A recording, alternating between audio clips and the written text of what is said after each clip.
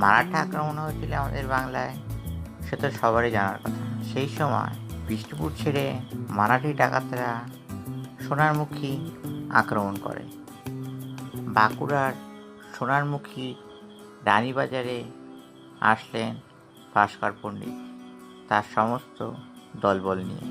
বাজার পুরো শুনশান, কোনো লোকের যাতায়াত কিচ্ছু নেই। জঙ্গলের সেই আলোর দিকে এগোয় বর্গিরা। সেখানে ছিল একটি কালী মন্দির। মন্দিরের বাইরে আরাধনা করছিলেন পুরোহিত।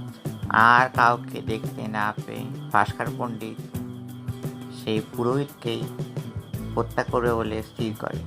এমনকি হত্যা করতেও যাচ্ছিলেন, কিন্তু শোনা যায় তার অস্ত্র নেমে যায়, তার চোখ থেকে জল পড়তে থাকে। এমনকি এও শোনা যায় তিনি অন্ধ হয়ে গেছিলেন। বৃদ্ধ পুরোহিত মায়ের আরাধনা করে তার দৃষ্টিশক্তি ফিরিয়ে দেন। আর তখন থেকেই ভাস্কর পণ্ডিত বলে ওঠেন, মাই তো কালী, মাই তো কালী। আর সেখান থেকেই এই মাইত কালী শুরু।